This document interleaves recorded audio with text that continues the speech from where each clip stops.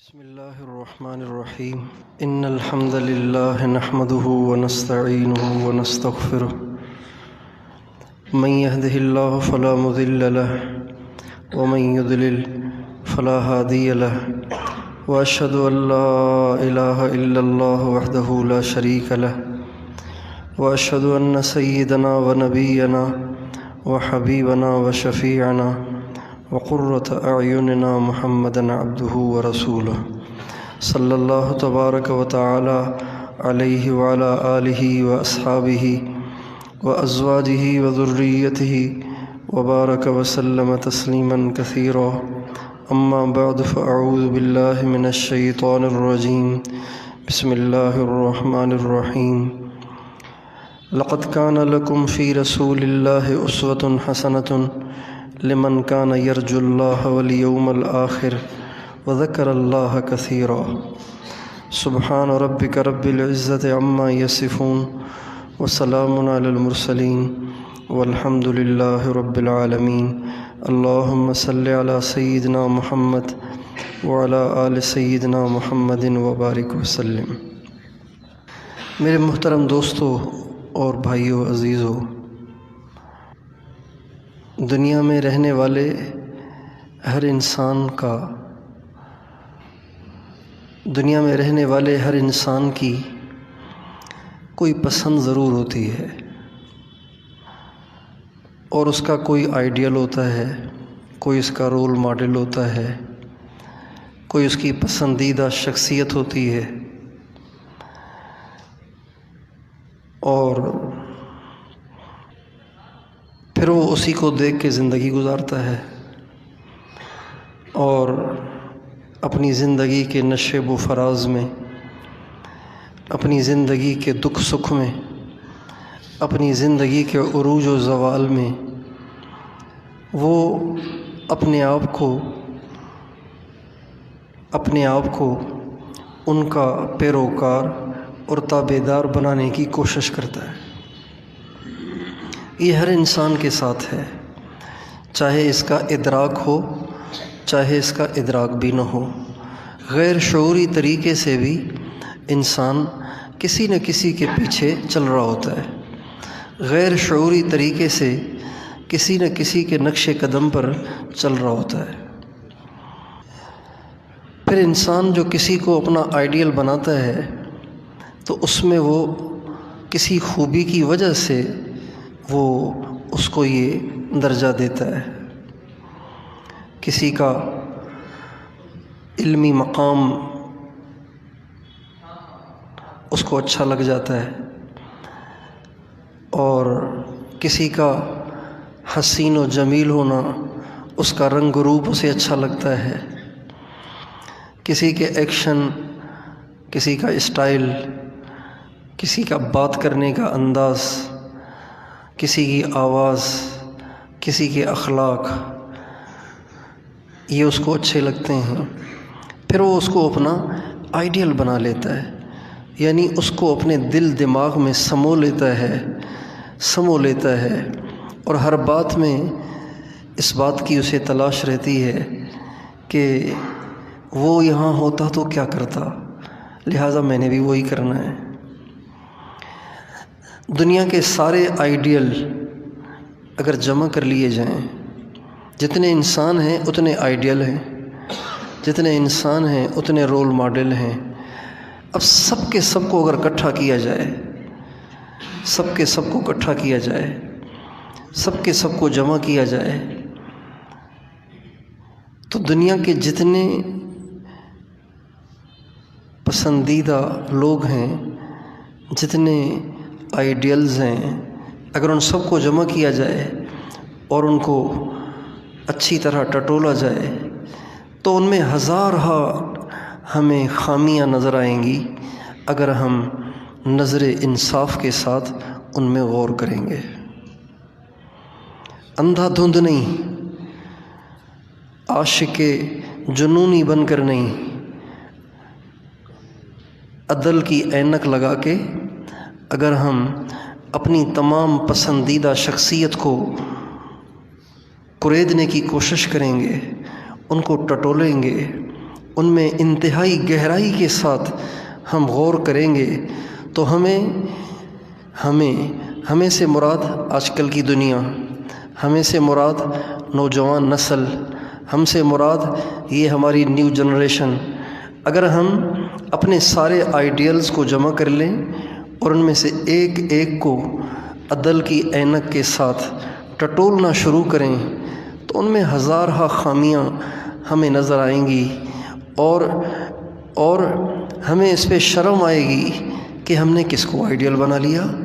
صرف رنگ ہی کو دیکھ کے اس کے لٹو ہو گئے، صرف اس کے ایکشن کو دیکھ کے ہی اس کے لٹو ہو گئے، صرف اس کے انداز کو دیکھ کے ہم اس کے لٹو ہو گئے۔ ہمیں اس پہ شرم آئے گی، ہمیں اس پہ شرمندگی ہوگی۔ لیکن دنیا میں ایک شخصیت ایسی ہے، دنیا میں ایک آئیڈیل ایسے ہیں، دنیا میں ایک رول ماڈل ایسے ہیں کہ دنیا جہاں کی ساری دوربینیں اور مائکروسکوپ بھی لگا کر اگر آپ ان میں خامی ڈھونڈیں گے، اگر آپ ان میں کوئی نقص ڈھونڈیں گے، اگر آپ ان میں کوئی کمی ڈھونڈیں گے تو کائنات کے رب کی قسم آپ کی زندگیاں ڈھونڈتے ڈھونڈتے ختم ہو جائیں گی، لیکن آپ کو ان میں کوئی رتی کے برابر بھی عیب نظر نہیں آئے گا، کوئی رتی کے برابر بھی فالٹ نظر نہیں آئے گا۔ پتہ ہے وہ کون ہے؟ وہ آپ کے نبی، ہمارے نبی، ہم سب کے نبی، جن کا نام حضرت محمد صلی اللہ علیہ وسلم ہے۔ وہ ایسی ذات گرامی ہے، اللہ تعالیٰ نے ان کو بنایا ہی کچھ ایسا ہے، ان کو بنایا ہی کچھ ایسا ہے کہ اس بنانے والے نے ان میں کوئی خامی رکھی نہیں ہے۔ خامی تو بنانے والا چھوڑ دیتا ہے نا، بنانے والا کوئی خامی چھوڑ دیتا ہے، بنانے والے سے کوئی کمی پیشی ہو جاتی ہے۔ چاول پکتے ہیں، کچے رہ جاتے ہیں، یہ اس کے پکانے والے کے اناڑی ہونے کی نشانی ہے، نا تجربہ کار ہونے کی نشانی ہے۔ اس ذات نے جس نے ساری کائنات کو بنایا ہے، سارے نظام کو بنایا ہے، اتنے بڑے بڑے آسمان، اتنی بڑی بڑی زمینیں، اتنے سمندر، پہاڑ، سورج چاند کا نظام، ستاروں کہکشاؤں کا نظام جس ذات نے بنایا ہے، وہ خود کہتا ہے میں نے اس میں کوئی فالٹ رکھا ہی نہیں، تمہیں ملے گا کہاں سے؟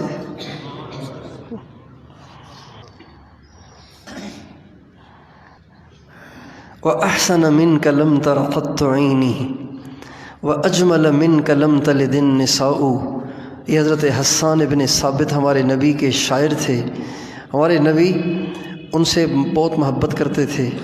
جب یہ ہمارے نبی کی شان میں اشعار پڑھتے تھے تو آپ علیہ السلام ان کے لیے ممبر رکھواتے تھے، اس ممبر پہ ان کو بٹھاتے تھے اور آپ فرماتے تھے جب حسان میری شان میں شعر پڑھتا ہے تو جبریل بھی اس کی تائید کرتا ہے۔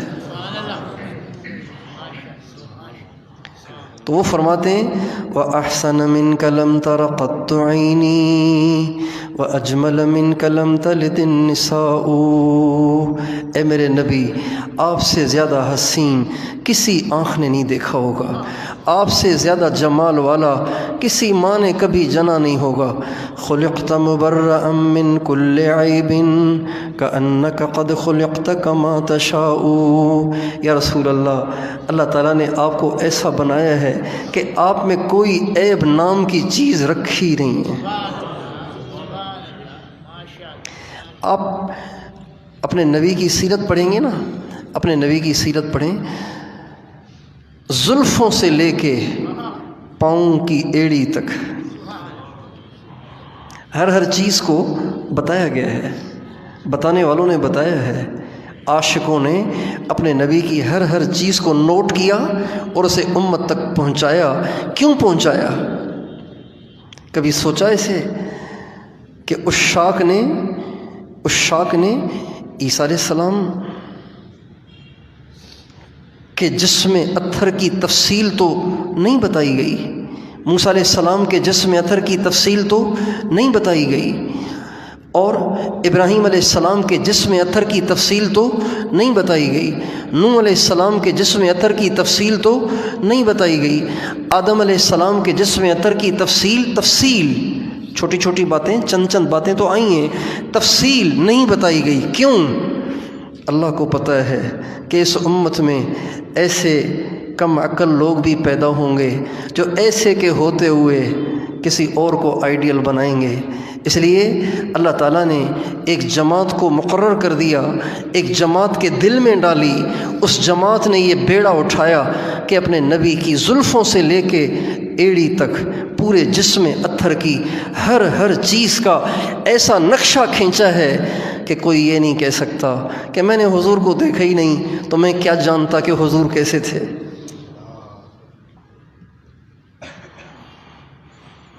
اللہ،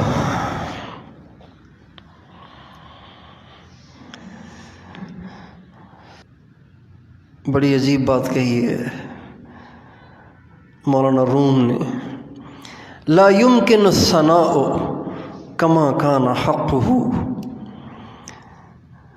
آپ کے شایان شان، آپ کی تعریف ممکن ہی نہیں ہے، چاہے کوئی کتنا فصیح ہو، چاہے کوئی کتنا بلیغ ہو، چاہے کسی کے پاس الفاظ کا کتنا اسٹاک ہو، اگر وہ سب کا سب حضور کی تعریف میں خرچ کر دے، فصاحتوں کے سمندر بہا دے، بلاغتوں کے دریا بہا دے، حضور کی تعریف کا حق ادا ہو ہی نہیں سکتا۔ ہمارے نبی ایسے تھے۔ پھر وہ فرماتے ہیں بعد از خدا بزرگ توئی، قصہ مختصر، بس میں مزید کیا آپ کی تعریف کروں، میں اتنا کہتا ہوں پہلے اللہ، اس کے بعد آپ، باقی سب ان کے نیچے ہیں۔ ہمارے نبی ایسے تھے۔ ایک دفعہ آپ علیہ السلام کے چند صحابہ بیٹھے ہوئے تھے، تو آپس میں بیٹھ کے باتیں کر رہے تھے۔ ایک صحابی نے کہا اف، واہ واہ، اللہ تعالیٰ نے حضرت ابراہیم علیہ السلام کو کتنا اونچا مقام دیا۔ وَمِنَ الْعَجَبِ أَنَّ اللَّهَ اتَّخَذَ إِبْرَاهِيمَ خَلِيلًا۔ کتنی عجیب بات ہے، کتنی بڑی بات ہے کہ اللہ تعالیٰ نے حضرت ابراہیم، جو اللہ کے بندے ہیں، اللہ کی مخلوق ہیں، ان کو اللہ نے کہا کہ ابراہیم تیری محبت دل کے اندر بیٹھ گئی ہے۔ خلیل اسے کہتے ہیں جس کی محبت دل کے اندر بیٹھ گئی ہو، اسے خلیل کہتے ہیں۔ کتنی عجیب بات ہے کہ اللہ تعالیٰ نے حضرت ابراہیم کو اپنا گہرا دوست بتایا ہے۔ تو دوسرے نے کہا وما هو بأعجب من انه کلم موسیٰ تکلیما، اور یہ کیا کم عجیب ہے کہ اللہ تعالیٰ کی آواز کو کسی نے نہیں سنا۔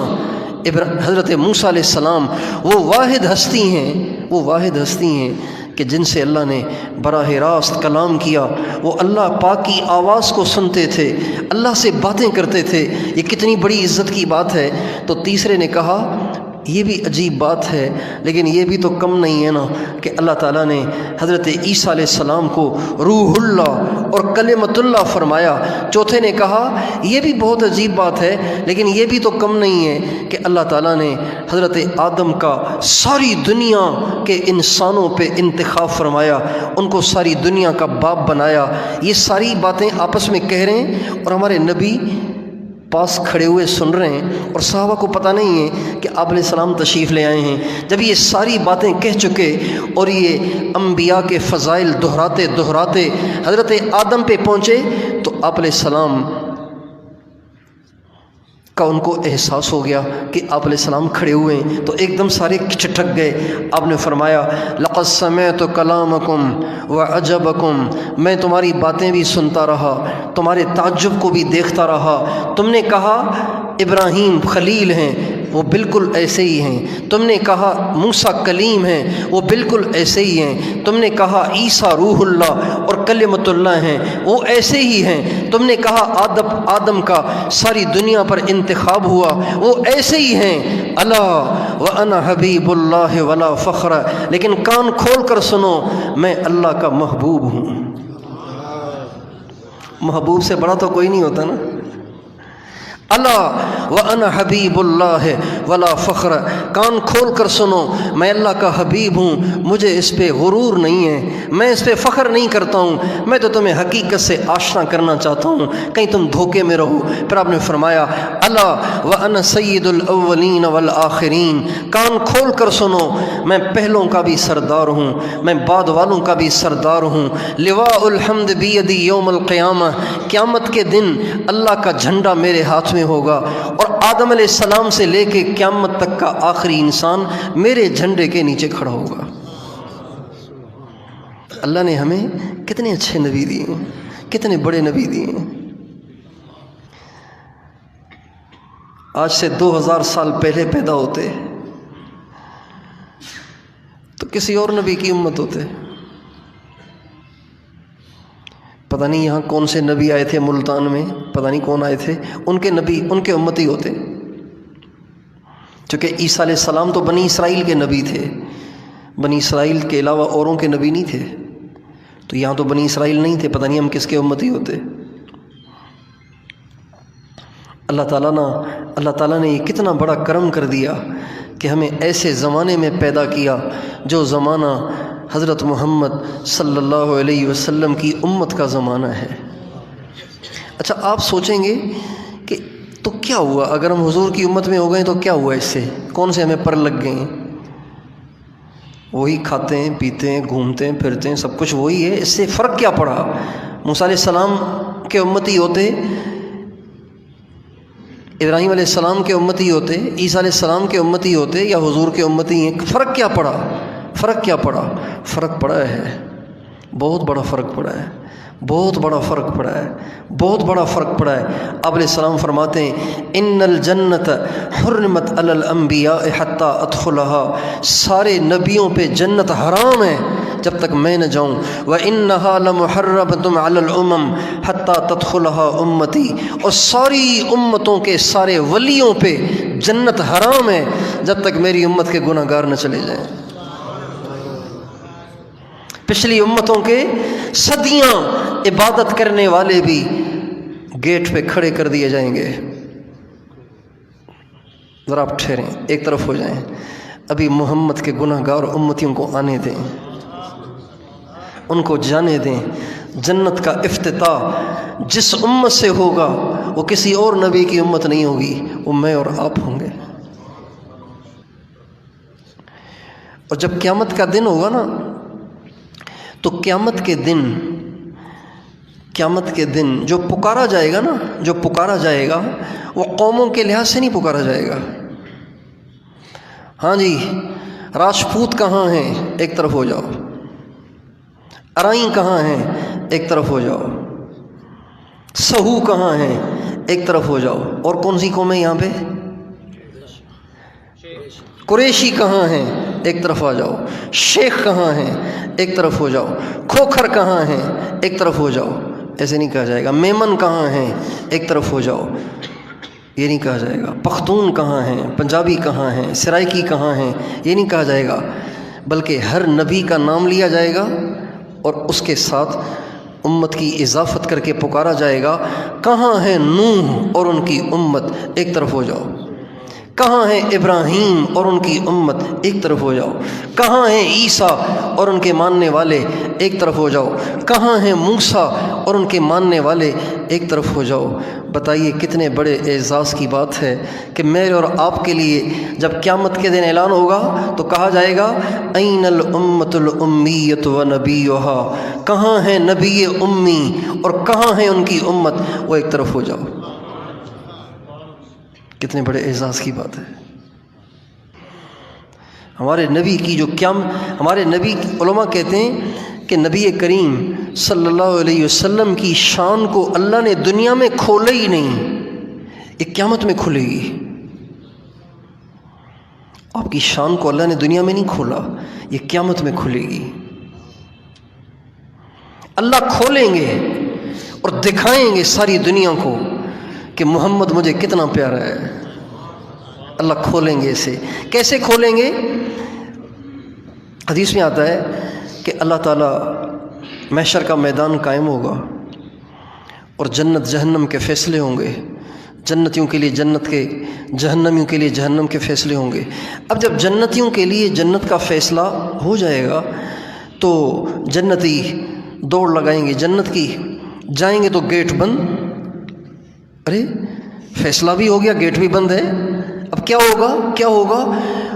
अरब लोग होंगे, अरब लोग होंगे, आदम अलैहिस्सलाम से लेके क़यामत तक के जन्नती होंगे, इतने सारे, गेट बंद है, अंदर जाने की इजाज़त ही नहीं मिल रही, दरवाज़ा बंद है, कैसे खुलवाएं, कैसे खुलवाएं, कैसे खुलवाएं, कैसे खुलवाएं? तो अल्लाह इन जन्नतियों के दिल में डालेगा कि ऐसे करो, तुम जाओ हज़रत आदम के पास, चूँकि सबके बाप तो वही हैं, तो चलो आदम अलैहिस्सलाम से कहें और उनसे कहें कि अब्बू जन्नत का दरवाज़ा बंद है तो हमारी तो अल्लाह के यहाँ चलेगी नहीं, हम तो गुनहगार बंदे हैं। आप कहें ना अल्लाह से कि हमारे लिए जन्नत का दरवाज़ा खोल दे। चुना चाहिए अरब लोग एक रेला बनाकर, जुलूस बनाकर हज़रत आदम अलैहिस्सलाम के पास जाएंगे और कहेंगे या अबाना इस्तफ्तिह लनल जन्नह, अब्बू जन्नत का दरवाज़ा बंद है, आप खुलवाएं ना।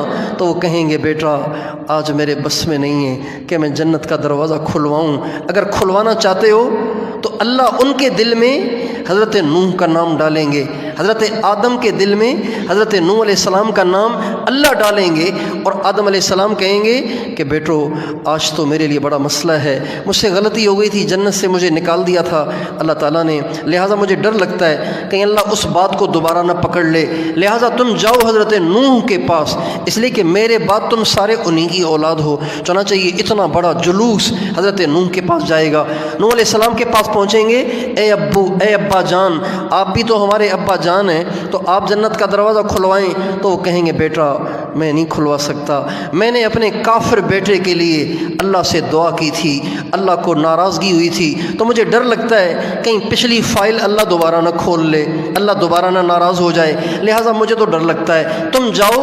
उनके दिल में अल्लाह हज़रत इब्राहीम का नाम डालेंगे, तुम जाओ हज़रत इब्राहीम के पास। चलना चाहिए सारे का सारा जुलूस, एक इतना बड़ा मजमा, ये सब का सब जाएगा हज़रत इब्राहीम के पास, उनसे कहेंगे ए अल्लाह के खलील, आप तो अल्लाह के बहुत करीब हैं, तो आप तो जन्नत का दरवाज़ा खुलवाएं, जन्नत में जाने के लिए हमारा फ़ैसला भी हो गया है लेकिन जा नहीं पा रहे।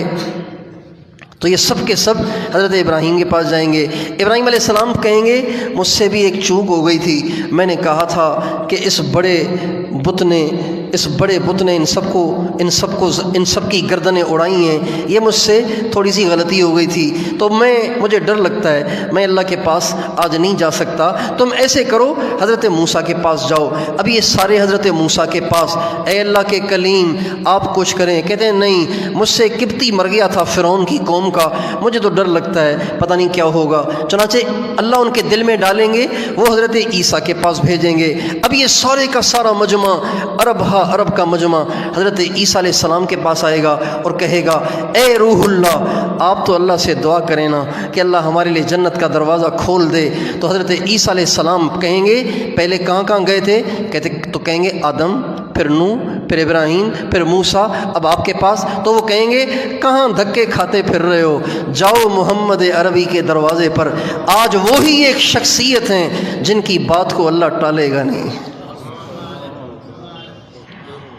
चनाचे आप फरमाते हैं ये सारे का सारा मजमा मेरे पास आएगा और कहेगा या रसूल अल्लाह इस्तफ्तिह लनल जन्नह, ए अल्लाह के नबी आप हमारे लिए जन्नत का दरवाज़ा खुलवाएं। आप फरमाएंगे मैं खड़ा हो जाऊंगा और मैं कहूँगा अन्ना लहा, तुम ठीक जगह आए, यहीं से तुम्हारा काम बनेगा, यहीं से तुम्हारी बिगड़ी बनेगी। चनाचे आप फरमाते हैं मैं सजदे में गिर जाऊँगा, अल्लाह की तारीफ़ करूँगा, अल्लाह को इतना तरस आएगा कि अल्लाह फरमाएंगे या मोहम्मद इरफा रसक सल तुअता इशफा तुशफ़ा, मेरे महबूब सर उठा, जो तू कहेगा हम उसे ना नहीं करेंगे, तू जिसके लिए कहेगा उसे जन्नत दे देंगे। अब ये इतना बड़ा जो सर्कल है ये खुद ब खुद नहीं चलेगा, ये अल्लाह चलवाएगा। अल्लाह आदम के पास भेजेंगे अलैहिस्सलाम, फिर हज़रत नूह, फिर हज़रत इब्राहीम, फिर हज़रत मूसा, फिर हज़रत ईसा, इन सारी जगहों से इन सबको धक्के खिलवा के अल्लाह इस बात को साबित करेंगे कि सब अच्छे लेकिन मोहम्मद जैसा कोई नहीं है।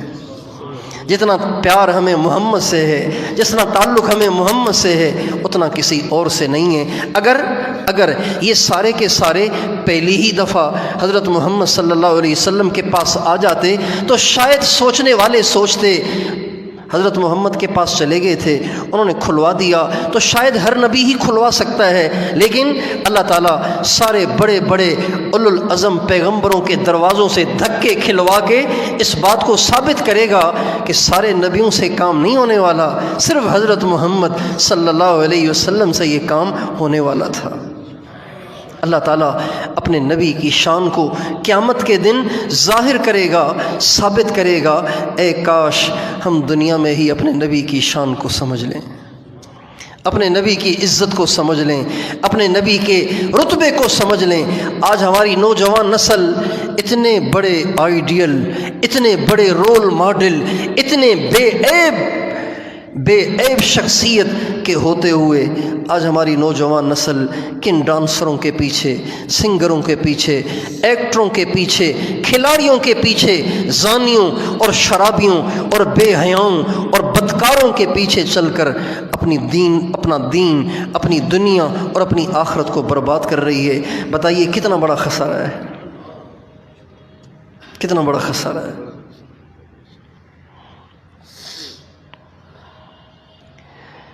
اس لیے میرے دوستو، اس بات کو ہمیں طے کرنا ہوگا دل کی گہرائیوں سے کہ ہمارے آئیڈیل صرف حضرت محمد صلی اللہ علیہ وسلم کی ذات گرامی ہے۔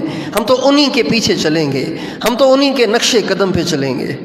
وہی ہمارے آقا ہیں، وہی ہمارے مولا ہیں، وہی ہمارے ملجا اور ماوا ہیں، وہی ہمارے آقا ہیں، وہی ہمارے سرکار ہیں، وہی ہمارے امام ہیں، وہی ہمارے مقتدی ہیں، وہی ہمارے قائد ہیں، وہی ہمارے لیڈر ہیں۔ اتنے اچھے قائد کے ہوتے ہوئے ہم کن کے پیچھے چل پڑے؟ اس بات کو ہم سوچتے نہیں ہیں۔ چونکہ سوچتے نہیں ہیں اس لیے دھڑا دھڑ اپنے نبی کی سنت کی خلاف ورزیاں کرتے رہتے ہیں، سوچتے ہی نہیں کہ کیا کر رہا ہوں۔ جس اولاد کو اپنے باپ کے احسانات کا ادراک نہ ہو نا، تو وہ اپنے باپ سے بدتمیزیاں بھی کر لیتی ہے، وہ اپنے باپ سے اونچی آواز میں بات بھی کر لیتی ہے، وہ اپنے باپ کو سیدھی سیدھی سنا بھی لیتی ہے، وہ اپنے باپ کی نافرمانی بھی کر لیتی ہے، وہ اپنے باپ کی باتوں کو ٹھکراتی بھی رہتی ہے، جس سے اپنے باپ کے احسانات کا احساس نہ ہو۔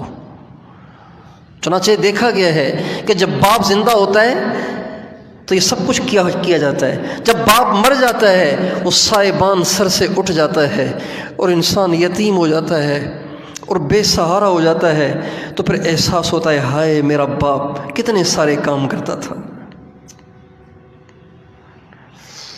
میرا باپ کتنے سارے کام کرتا تھا۔ چونکہ اس وقت ادراک نہیں تھا کہ ابا کیا کچھ کر رہے ہیں، اب ادراک ہو رہا ہے، احساس ہو رہا ہے کہ ہائے وہ ہوتے تو کیا اچھا تھا۔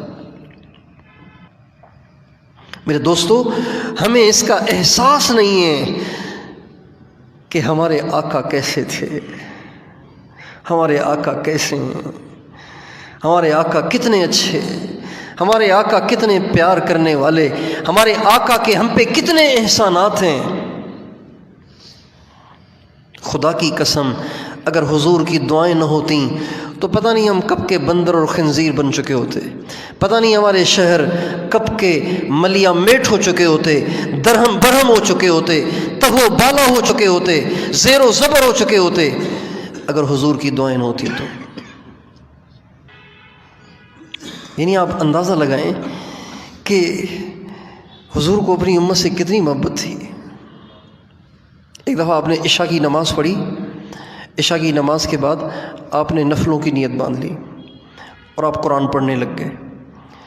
قرآن کی تلاوت کے دوران قرآن پاک کی ایک آیت آ گئی۔ وہ آیت اصل میں حضرت ابراہیم علیہ السلام کی دعا ہے جو وہ اپنی امت کے لیے قیامت کے دن کریں گے۔ وہ قیامت کے دن دعا کریں گے۔ حضرت ابراہیم علیہ السلام اپنی امت کے لیے اللہ نے اس کو قرآن میں نقل کیا ہے۔ ہمارے نبی نے جب اس آیت کی تلاوت کی، رب انہن اضللن کثیرا من الناس فمن تبعنی فانہ منی ومن عصانی فانک غفور رحیم، یہ حضرت ابراہیم علیہ السلام کی دعا ہے۔ اے اللہ، ان بتوں نے بہت لوگوں کو گمراہ کیا، جنہوں نے میری مانی وہ تو میرے ہیں، اور جنہوں نے میری نافرمانی کی اللہ تو ان کو معاف کر دے۔ ابراہیم علیہ السلام کی دعا آپ نے اس کو پڑھ لیا، پھر اسی میں آگے جا کر حضرت عیسیٰ علیہ السلام کی دعا آ جاتی ہے۔ عیسیٰ علیہ السلام کی دعا جو وہ قیامت کے دن اپنی امت کے لیے کریں گے، ان تعذبہم فانہم عبادک وان تغفر لہم فانک انت العزیز الحکیم، اے اللہ اگر تو ان کو عذاب دے تو تجھے عذاب دینے کی بھی قدرت ہے، اس لیے کہ تیرے ہی تو بندے ہیں، اور اگر تو ان کو معاف کر دے تو تو معاف بھی تو کر سکتا ہے۔ یہ حضرت عیسیٰ علیہ السلام قیامت کے دن دعا کریں گے۔ ان دونوں دعاؤں میں آپ غور کریں گے نا تو دونوں نبیوں کو یہ کہنے کی جرت نہیں ہو رہی کہ نہیں بس آپ معاف کریں، صراحتاً نہیں کہہ رہے۔ وَإِن تَغْفِرْ لَهُمْ فَإِنَّكَ أَنْتَ الْعَزِيزُ الْحَكِيمُ، اگر تو معاف کر دے تو تجھے تو قدرت حاصل ہے۔ وَمَنْ عَصَانِي فَإِنَّكَ غَفُورٌ رَحِيمٌ، جس نے میری نافرمانی کی تو بخشنے والا بھی تو ہے۔ صراحتاً نہیں کہہ رہے کہ ان کو معاف کر دے، لیکن جب ہمارے نبی نے یہ دونوں دعائیں پڑھیں تو آپ کا اپنا زخم پھٹ پڑا، آپ کا اپنا دکھ جاگ پڑا، اور آپ علیہ السلام نے چاہا کہ اب اپنی امت کے لیے اپنے الفاظ میں دعا کریں، لیکن جب آپ اپنی امت کے لیے دعا کرنے لگے تو آپ پہ اتنا گریہ طاری ہوا کہ آپ سے الفاظ ہی نہ بن سکے۔ چنانچہ حدیث میں آتا ہے آپ صرف اتنا کہتے رہے، اللہم امتی اللہم امتی اللہم امتی اللہم امتی، یہ کہتے کہتے کہتے کہتے روتے رہے یہاں تک کہ فجر کی اذان ہو گئی۔ اللہم امتی، اللہ میری امت۔ ان الفاظ سے ایسے لگ رہا ہے جیسے اللہ تعالیٰ نے محشر کا منظر آپ کے سامنے کھول دیا تھا، اور ایسے لگ رہا ہے جیسے ایک آپ کی امت کا ایک بہت بڑا مجمع جہنم کی طرف لے جایا جاتا ہوا آپ کو نظر آیا، تو آپ کہہ رہے ہیں اللہم امتی، اللہ یہ کیوں جا رہے ہیں، یہ تو میرے ہیں، اللہم امتی، اللہ یہ تو میرے ہیں۔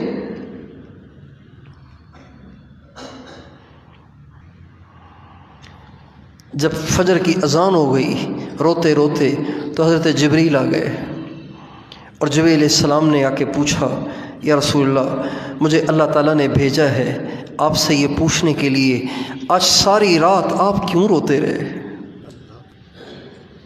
اب اللہ کو تو پتہ ہے نا، اللہ کو تو پتہ ہے نا کہ حضور کیوں رو رہے ہیں، کیوں پوچھوایا جا رہا ہے، اور کیوں اس بات کو نقل کر کر قیامت تک کی امت کو پہنچایا جا رہا ہے، کہیں یہ امت ایسے نبی سے بے وفائی نہ کرے، کہیں یہ امت ایسے مہربان نبی کے نقش قدم کو چھوڑ نہ دے، کہیں یہ امت ایسے پیارے رو رو کے دعائیں کرنے والے نبی کے طریقے کو ٹھکرا نہ دے۔ اللہ تعالیٰ نے کہلوایا، حضور سے کہلوایا، اور قیامت تک کے مسلمانوں کو پہنچایا کہ تمہارے نبی تو تمہارے لیے ساری رات روتے تھے، تمہاری کم قسمتی ہوگی اگر تم ایسے نبی کے نقش قدم پہ چلنا چھوڑ دو تو۔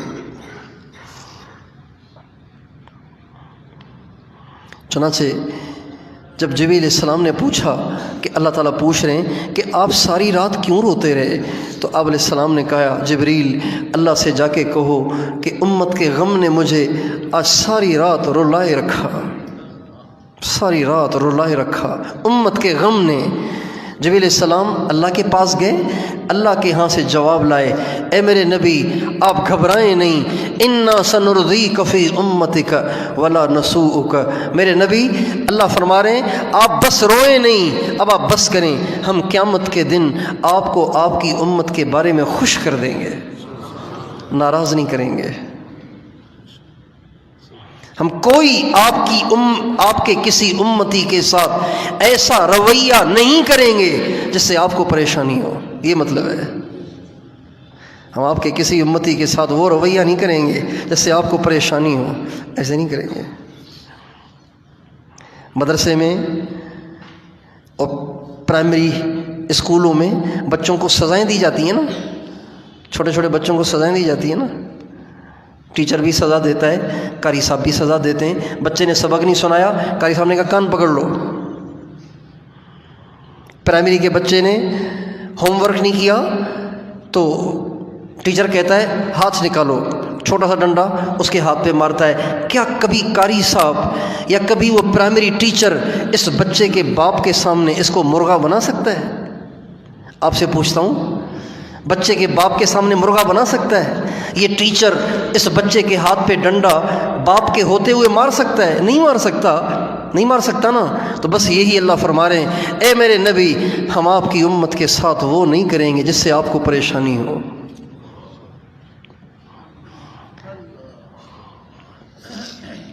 ایک دفعہ ہمارے نبی نے اللہ سے عجیب دعا کی،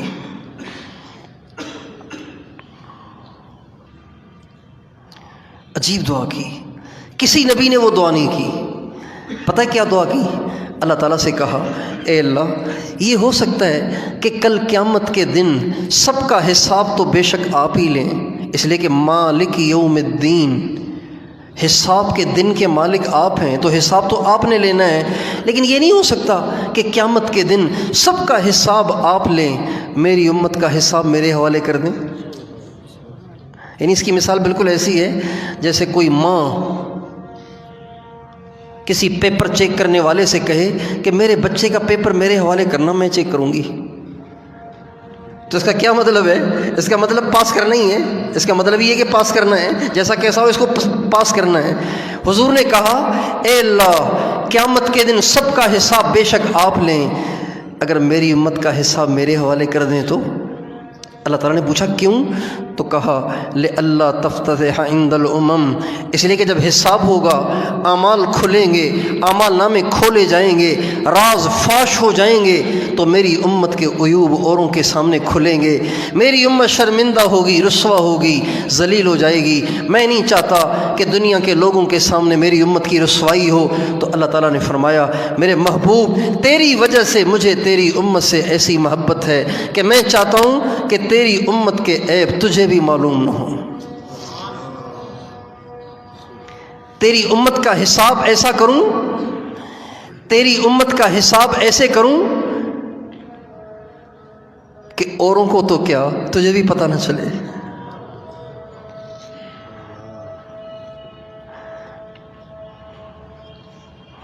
وہ عربی زبان میں کہتے ہیں حبیب الحبیب حبیب، جو محبوب کا محبوب ہوتا ہے نا، وہ بھی محبوب ہوتا ہے۔ اللہ تعالیٰ نے ہمیں ایسے آئیڈیل نبی دیے ہیں، ایسی عظیم الشان ہستی کو ہمارا قائد اور لیڈر بنایا ہے، تو یہ بہت بڑی کم قسمتی ہوگی کہ ہم اپنی زندگیاں ان کے طریقے سے ہٹ کر ان کے دشمنوں کے طریقے پہ گزارتے گزارتے دنیا سے چلے جائیں۔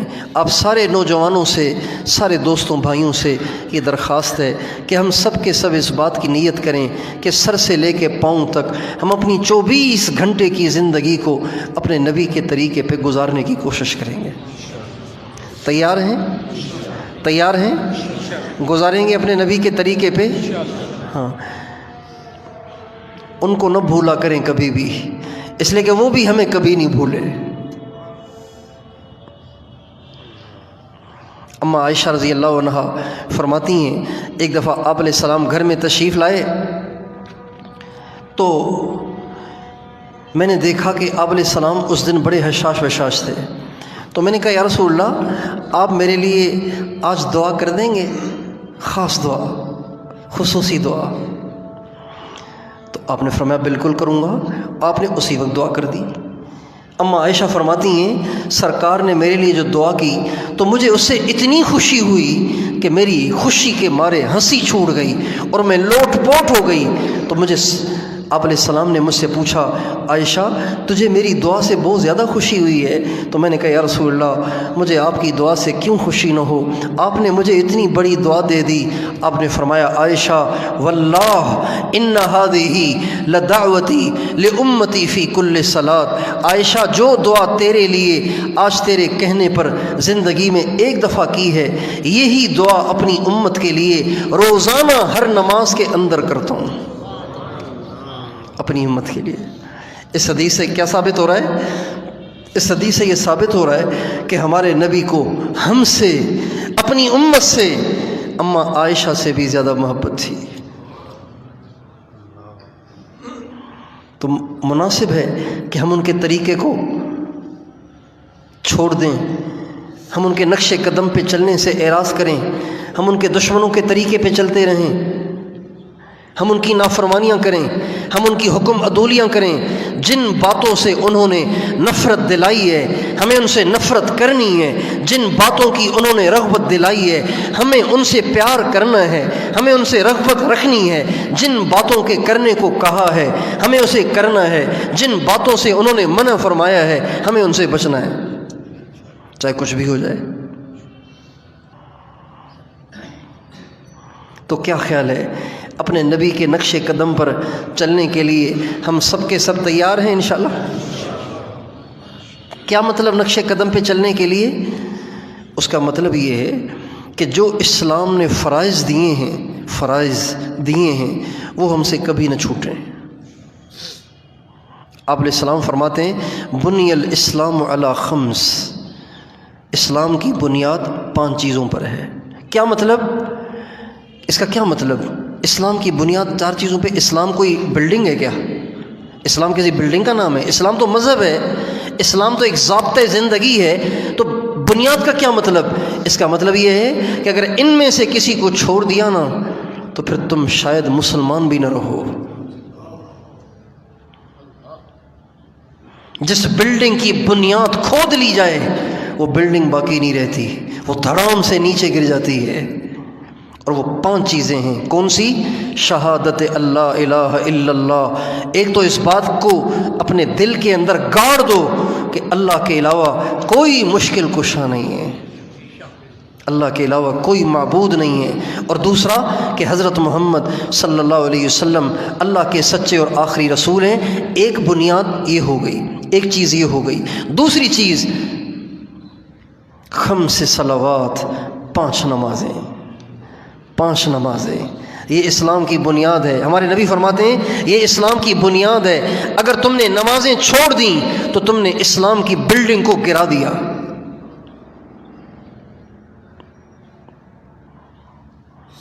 پانچ نمازیں ہر حال میں پڑھنا۔ دوستو نمازیوں کی تعداد گھٹتی چلی جا رہی ہے۔ مسجدیں مرثیہ خواں ہیں کہ نمازی نہ رہے، یعنی وہ صاحب اوصاف حجازی نہ رہے۔ علامہ اقبال کہتے ہیں مسجدیں چیخ پکار رہی ہیں کہ ہائے نمازی کہاں چلے گئے۔ کتنی بڑی مسجد ہے، جب یہاں نمازیں پڑھی جاتی ہیں تو یہاں 2 صفوں میں لال قالین کا بچھنا اور باقی صفوں میں عام سی صفوں کا بچھنا یہ بتا رہا ہے کہ یہاں مسجد بھرتی نہیں ہے، یہاں زیادہ سے زیادہ 2 صفیں بنتی ہیں۔ اس کا کیا مطلب ہے؟ کیا آس پاس کے رہنے والے حضور کے امتی نہیں ہیں؟ کیا آس پاس کوئی عیسائی رہتے ہیں، کوئی یہودی رہتے ہیں، کوئی ہندو رہتے ہیں، کوئی بنیے رہتے ہیں؟ کون رہتے ہیں؟ کیوں نہیں نماز پہ آتے؟ کیوں ہم نماز کی اہمیت کو نہیں سمجھ رہے؟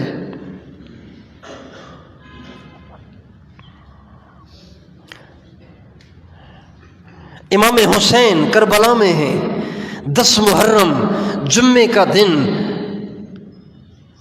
اور آپ کے اکثر ساتھی شہید ہو چکے ہیں۔ عصر کی نماز سے پہلے تو آپ بھی شہید ہو گئے تھے، عصر کی نماز سے پہلے تو آپ بھی شہید ہو گئے تھے، سارا خاندان شہید ہو گیا تھا، سارے ساتھی 72 کے 72 شہید ہو گئے تھے عصر کی نماز سے پہلے۔ تو آپ سوچئے ظہر کی نماز تک کتنی بڑی تعداد آپ کی شہید ہو چکی ہوگی، اور ہر شہید ہونے والے کی لاش کو آپ اپنے ہاتھوں سے اٹھا رہے تھے۔ ہر شہید ہونے والے کی لاش کو آپ اٹھا کے آکے خیمے کے پاس لٹاتے، جاتے اٹھا کے لٹاتے، جاتے اٹھا کے لٹاتے۔ آسان نہیں ہے، آسان نہیں۔ ابن زیاد کے ساتھیوں میں سے ایک ساتھی کہتا ہے ہم نے اپنی زندگی میں ایسا حوصلہ کسی کا نہیں دیکھا جیسا حسین کا دیکھا کہ اپنے بچوں کو بھی ذبح ہوتے دیکھ کر اس کی ہمت اور اس کے استقلال میں کمی نہیں آ رہی تھی۔ وہ اپنے موقف سے ڈگمگانے کے لیے تیار نہیں تھے، وہ آخری دم تک ایسی جامردی سے لڑ رہے تھے جیسے ابھی کھا پی کے آئے ہوں۔ ظہر کی نماز کا وقت ہو رہا ہے، ابو شمامہ ساعدی سے آپ فرماتے ہیں اعلان کرو پہلے نماز ہوگی پھر جنگ ہوگی۔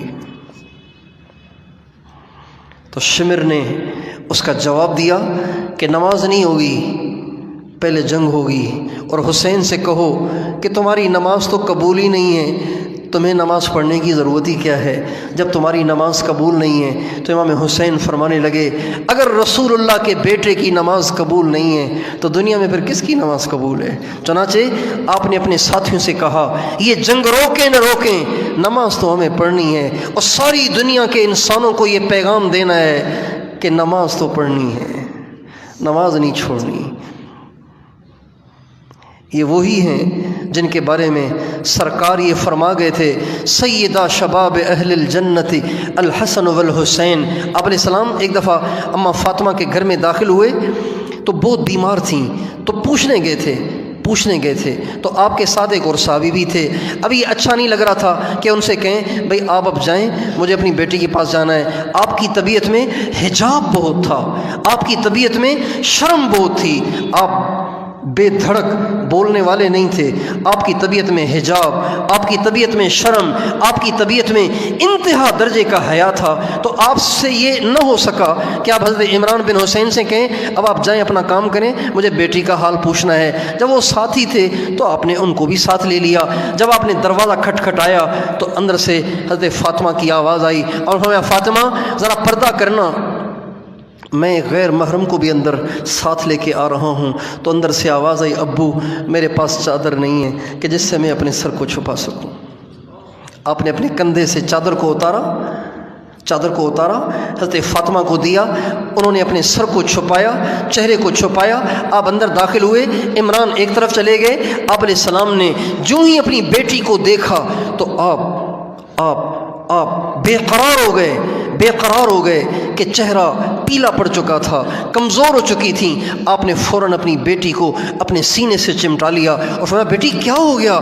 کہا ابو پہلے تو صرف فاقہ اور بھوک ہوتی تھی، اب تو بیماریاں بھی آ گئی ہیں۔ آپ نے ان کو اس وقت سینے سے لگاتے ہوئے تھپکی دیتے ہوئے تسلی دیتے ہوئے فرمایا بیٹی اما ترضین ان تکونی سیدۃ نساء اہل الجنہ، میری بیٹی کیا تو اس بات پہ راضی نہیں ہے کہ اللہ تعالیٰ ان سختیوں کے عوض میں قیامت میں جنت میں تمہیں ساری جنتی عورتوں کی سردارن بنائے اور تیرے بچوں کو اللہ جنت کے جوانوں کا سردار بنائے۔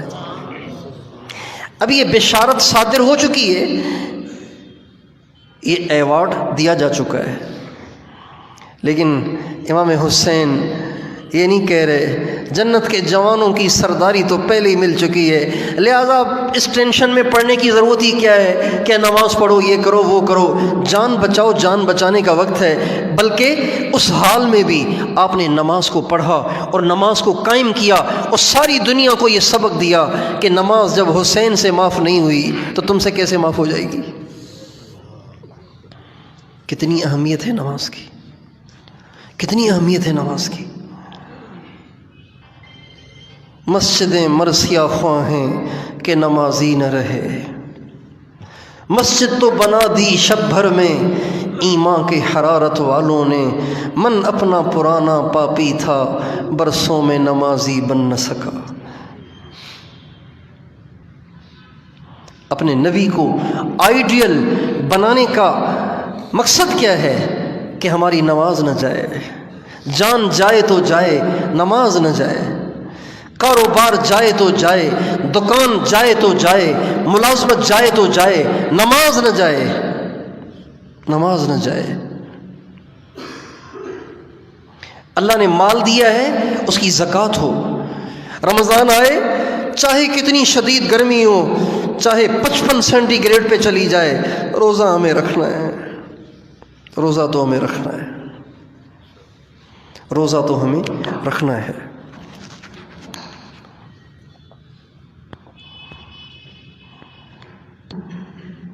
روزہ تو ہمیں رکھنا ہے. اللہ نے ہمت دی ہے، بیت اللہ کا حج کریں، سرکار کے روزے کی زیارت کریں، اور سر سے لے کے پاؤں تک اپنے سارے وجود کو اپنے نبی کے طریقے میں ڈھال لیں. اپنے وجود پہ ایسی علامتیں چھوڑیں، ایسی علامتیں چھوڑیں، ایسی علامتیں چھوڑیں کہ نظر آئے کہ کوئی محمد کا ماننے والا آ رہا ہے. نام نہ پوچھنا پڑے کہ بھئی آپ کا کیا نام ہے، پتہ تو چلے کہ مسلمان ہے غیر مسلم ہے. آج کل تو حال یہ ہو رہا ہے کہ نام پوچھنا پڑتا ہے کہ آپ کا کیا نام ہے، نام سے پتہ چلتا ہے کہ مسلم ہے کہ غیر مسلم ہے.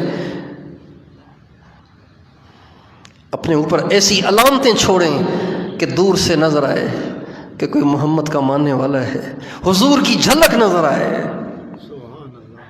حضور کا نور نظر آئے. اور جب مریں تو ایسی شکل تو لے کے مریں نا کہ حضور کہیں کہ ماننے والا آ رہا ہے، میرا آ رہا ہے. اپنی زندگی 100% اپنے نبی کے طریقے پر لانے کی کوشش کریں، اور جن باتوں سے ہمارے نبی کو نفرت تھی ہمیں ان سے بچنا ہے. ہمارے نبی کو شدید نفرت تھی، شدید نفرت تھی جھوٹ سے. ہمیں جھوٹ نہیں بولنا، غیبت سے ہمیں غیبت نہیں کرنی، اوروں کی دل آزاری سے ہمیں کسی کا دل نہیں دکھانا. ہمارے نبی کو شدید نفرت تھی اس بات سے کہ کوئی مرد کسی غیر محرم کو تکتا رہے. ہمارے نبی کو شدید نفرت تھی اس بات سے. آپ علیہ السلام مزدلف عرفات سے چلے مزدلفہ آئے، مزدلفہ سے چلے منی کی طرف. جب آپ منی تشریف لائے تو آپ کے پیچھے سواری پر حضرت فضل بن عباس بیٹھے ہوئے تھے. جب آپ منی میں گئے، آپ اونٹنی پہ سوار تھے، فضل بن عباس آپ کے ساتھ تھے، تو لوگ آپ سے مسائل پوچھنے آ رہے تھے. ایک آیا، دوسرا آیا، تیسرا آیا، چوتھا آیا، پانچواں آیا، چھٹا آیا. لوگ مسائل پوچھ رہے تھے، مجھ سے یہ ہوا ہے کیا میرا حج ہو گیا، مجھ سے یہ ہوا ہے کیا حج ہو گیا، مجھ سے یہ غلطی ہوئی ہے کیا میرا حج ہو گیا. آپ سب کو مسائل بتاتے چلے گئے. اتنے میں ایک عورت آئی مسئلہ پوچھنے کے لیے. جب وہ عورت پوچھنے آئی تو حضرت فضل بن عباس نوجوان تھے، چھوٹی سی عمر تھی. فضل بن عباس چھوٹی سی عمر تھی. جب وہ عورت آئی تو فضل بن عباس کی نگاہ اس عورت کی طرف چلی گئی. میں صرف یہ عرض کرنا چاہتا ہوں کہ آپ کی نفرت کا عالم دیکھیے، نفرت کی انتہا دیکھیے. دیکھیں، جب کسی چیز سے آپ کو ناگواری ہوگی نا تو آپ کہیں گے بھائی ایسے مت کریں. اس بچے کے پاس موبائل ہے، یہ میری پکچر بنانا چاہ رہا ہے، پکچر بنانا چاہا، میں نے کہا آپ نہ بنائیں. اس نے پھر بنانا چاہا، کہوں گا بھائی میں نے آپ کو منع کیا. اب بھی بنائے گا تو میں کیا کہوں گا؟ چھین لوں گا نا موبائل. پہلے زبان کو استعمال کرتا ہوں، اور جب ناگواری کی انتہا ہو جاتی ہے تو پھر ہاتھ کو استعمال کیا جاتا ہے. جب حضرت فضل بن عباس کی نگاہ اس عورت پہ پڑی تو آپ مجھے دیکھیں، آپ علیہ السلام نے اپنے ہاتھ سے یوں کر کے حضرت فضل بن عباس کے چہرے کو پھیرا اور فرمایا، فضل، آج کے دن جس نے بد نگاہی سے اپنے آپ کو بچایا، اللہ اس کے پچھلے سارے گناہوں کو معاف کر دے گا.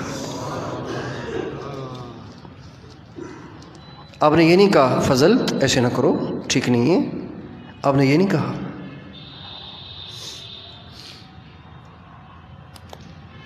ہمارے نبی کو شدید نفرت تھی اس بات سے.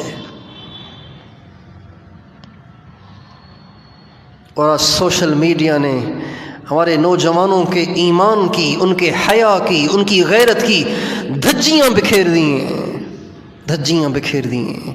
لڑکے لڑکی کی گیدرنگ اور ان کی گپ شپ اور ان کی باتیں اور ان کی دوستیاں اور ان کی یاریاں اور ان کی عشق بازیاں یہ اتنا عام ہو گیا ہے کہ اس کو اب عیب بھی نہیں سمجھا جانے لگا، عیب بھی نہیں سمجھا جانے لگا،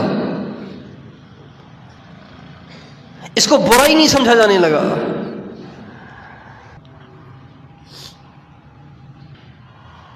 بھائیو، ہم محمد صلی اللہ علیہ وسلم کے امتی ہیں، سب سے زیادہ حیادار نبی کے امتی ہیں۔ حیادار نبی کی امت بے حیا ہو تو یہ ان کو زیب نہیں دیتا۔ کسی شریف باپ کا بیٹا کوئی بدماشی کرتا ہے تو لوگ اسے شرم دلاتے ہیں کہ یار تو شریف باپ کا بیٹا ہو کے یوں کر رہا ہے۔ یہ ہمارا کلچر نہیں ہے، یہ ہماری تہذیب نہیں ہے، یہ ہمارا طور طریقہ نہیں ہے، یہ شیطانی طریقہ ہے، یہ شیطانی تہذیب ہے، یہ شیطانی کلچر ہے۔ ہمیں اس سے برات ظاہر کرنی ہوگی، ہمیں اس سے اپنے آپ کو بچانا ہوگا۔ ہمارے نبی کا ارشاد ہے کہ یہ جو نظر ہے نا، نظر غیر محرم پہ جو نظر پڑتی ہے، آپ فرماتے ہیں النظرۃ سہم مسموم من سہام ابلیس۔ آپ فرماتے ہیں یہ جو ایک نظر پڑتی ہے نا غیر محرم پر، یہ ایک نظر ایسا زہریلا تیر ہے، جب وہ لگتا ہے تو انسان کو فنا کر دیتا ہے۔ اب ساری رات تہجد پڑھیں، ساری رات تہجد پڑھیں، ساری رات مراقبہ کریں، ساری رات ذکر کریں، اور صبح کو اٹھ کے صرف 1 سیکنڈ کے لیے ایک لڑکی کو دیکھ لیں، آپ خود بتائیں گے کہ میرا دل صاف ہو چکا ہے، میں اندر سے ختم ہو گیا ہوں، خالی ہو گیا ہوں۔ یہ ایک تیلی ہے، تیلی۔ جنگل کو جلانے کے لیے جنگل نہیں چاہیے، جنگل کو جلانے کے لیے بھی ایک تیلی ہی چاہیے۔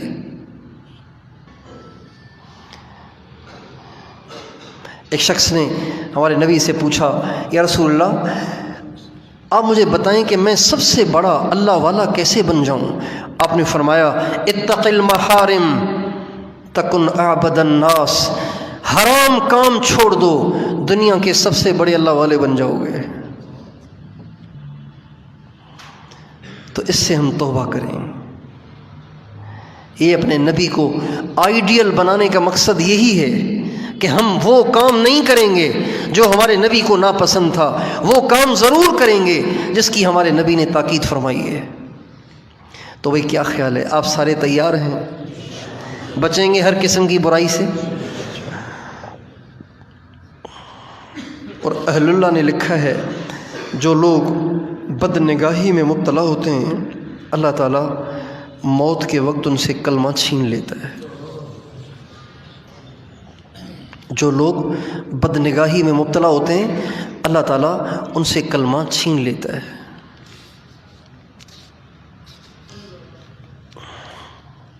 یہ تو ہے ساری نقلی باتیں، یعنی جو اللہ رسول نے بتائی وہ باتیں۔ اب ایک آپ سینس کو استعمال کریں، اپنی سمجھ اور سوچ کو استعمال کریں کہ ایک انسان جب کسی عورت کو دیکھتا ہے تو اس کو ملتا کیا ہے؟ کیا ملتا ہے اسے؟ سوائے بے سکونی کے کیا ملتا ہے بتائیے؟ سوائے بے سکونی کے کیا ملتا ہے اسے؟ اللہ سے دوری کے سوا اسے کیا ملتا ہے؟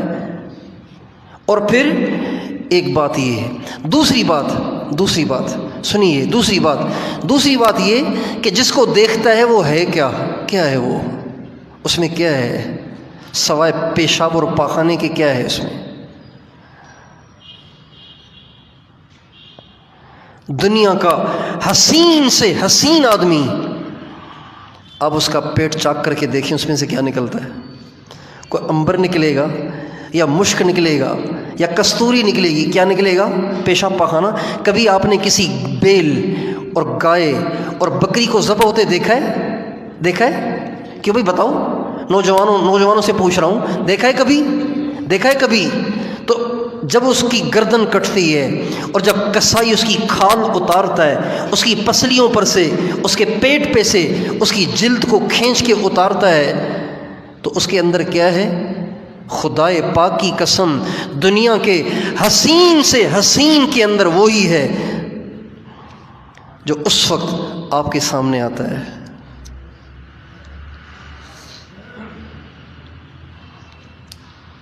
اس کے سوا کچھ نہیں ہے، کچھ بھی نہیں ہے اس کے سوا، یہی سب کچھ ہے. حسین سے حسین کی جلد کو اتار لیا جائے تو سارا وہی نقشہ ہے جو ایک ذبح شدہ بکری کے اندر نقشہ نکلتا ہے. آزمائش ہے کہ اللہ کی مانتا ہے یا اپنے من کی مانتا ہے. آزمائش ہے، اللہ نے آزمائش ڈال دی ہے، امتحان ہے، ورنہ سب کچھ وہی ہے.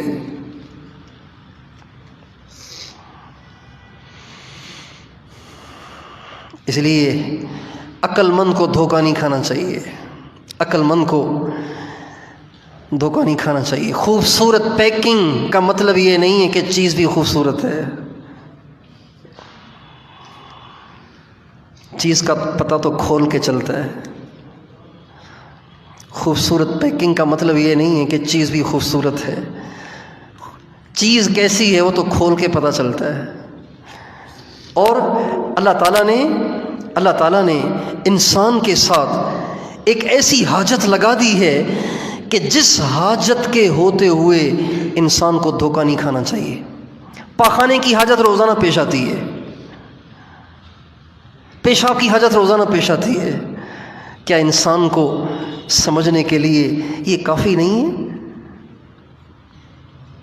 کیا انسان کو انسان کا دیوانہ بننے سے روکنے کے لیے یہ کافی نہیں ہے کہ روزانہ اسے باتھ روم کی حاجت پیش آتی ہے، روزانہ اسے پاخانے اور پیشاب کی حاجت پیش آتی ہے؟ کیا انسان کو انسان کا دیوانہ بننے سے مانے یہ چیز نہیں ہو سکتی؟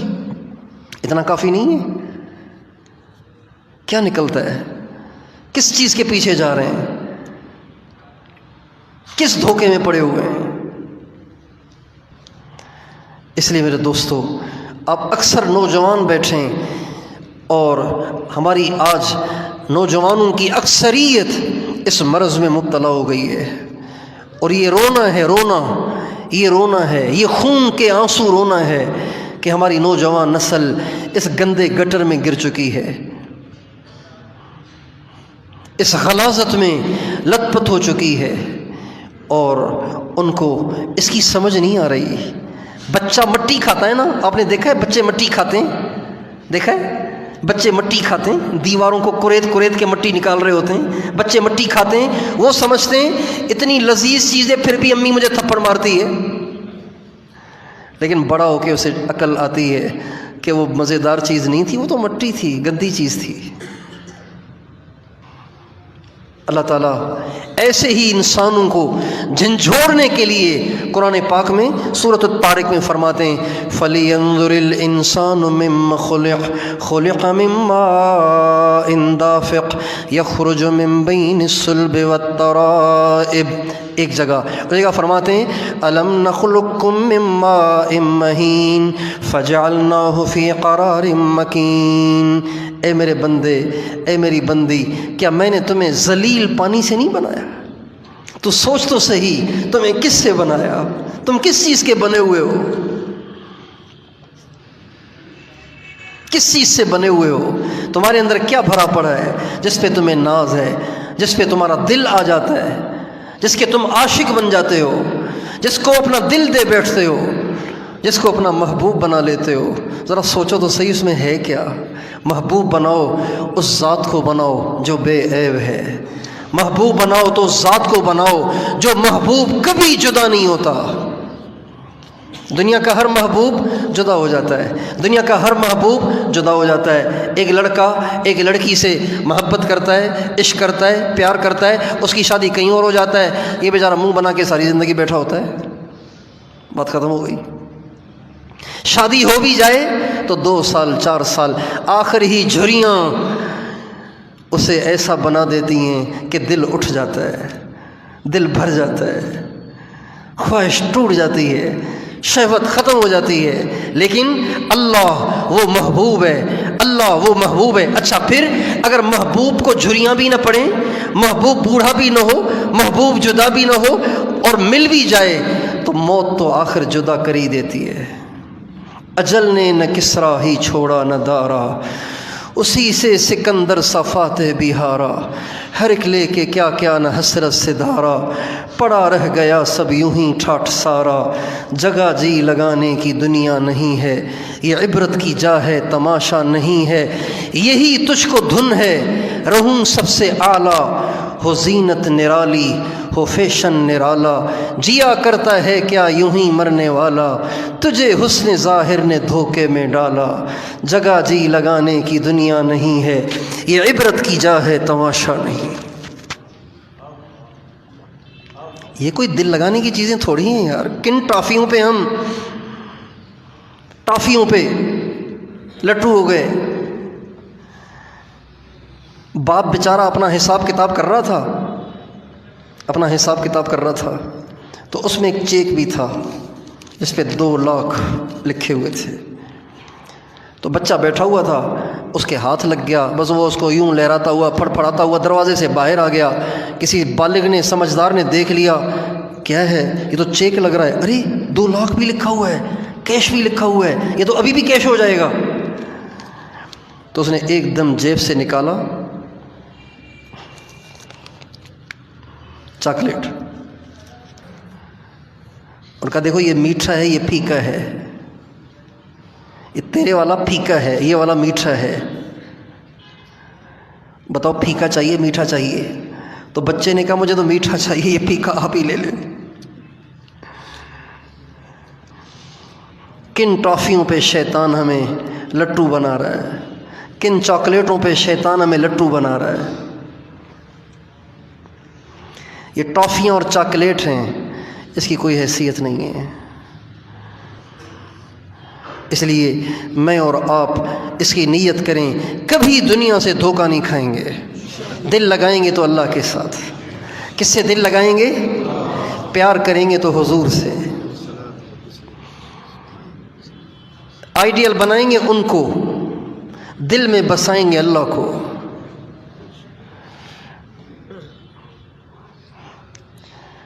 اللہ کے علاوہ یہ جو لفظ الہ ہے نا، لا الہ الا اللہ، یہ جو لفظ الہ ہے نا، الہ عربی میں اسی کو کہا جاتا ہے۔ الہ کہتے ہی اس کو ہیں جس کی طرف قلوب مائل ہوتے ہوں، اس کو کہتے ہیں الہ۔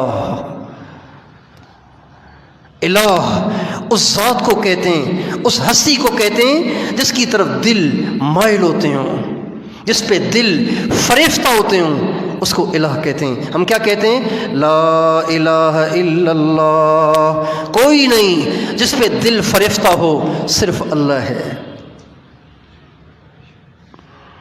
تو کیا خیال ہے، نیت کرتے ہیں انشاءاللہ؟ اللہ تعالیٰ مجھے اور آپ کو دھوکے سے نکلنے کی توفیق دے، سچائی کی زندگی عطا فرمائے۔ خود بھی اس پہ آنے کی نیت کریں اور اپنی پوری گیدرنگ پہ محنت کریں، اپنی پوری نوجوان نسل پہ محنت کریں اور سب کو بتائیں، سب کو جھنجھوڑیں کہ یہ غلط ہے، یہ کہاں جا رہے ہیں، یہ ٹھیک نہیں ہے، یہ گندگی ہے، غلاظت ہے، یہ گٹر ہے، یہ ناپاکی ہے، یہ نجاست ہے، یہ ٹھیک نہیں ہے۔ جیسے آپ حضرات یوں سمجھتے ہیں نا، کسی کو امریکہ سے گولڈ میڈل مل جائے، امریکہ کی ڈگری کسی کے پاس ہو، یو کے لندن کی ڈگری کسی کے پاس ہو، تو آپ کہیں گے یار بڑا آدمی ہے۔ کوئی آپ کو بتائے گا اچھا یہ ہے وہ، آپ اس کو بڑا آدمی سمجھتے ہیں۔ اس سے زیادہ بڑا آدمی وہ نوجوان ہے جس کا یہ دامن بے داغ ہو، جس کا یہ بے داغ ہے نا، جس کا یہ بے داغ ہے، جس کا یہ بے داغ ہے، خدائے پاک کی قسم وہ ایسا ہے جس کو دیکھنے جانا چاہیے۔ جس کا یہ بے داغ ہے، جب وہ ہاتھ اٹھاتا ہے اللہ اس کے ہاتھوں کو خالی نہیں لوٹاتے۔ اللہ پاک کے ہاں اس کی اتنی چلتی ہے جس کا دامن بے داغ ہے۔ تو میں اور آپ نیت کریں انشاءاللہ ہمیں مرتے دم تک بے داغ رہنا ہے، اور اب تک جو داغ لگ گئے اسے دھو دیں، توبہ سے سارے داغ دھل جاتے ہیں جب آدمی سچی توبہ کر لیتا ہے۔ اللہ تعالیٰ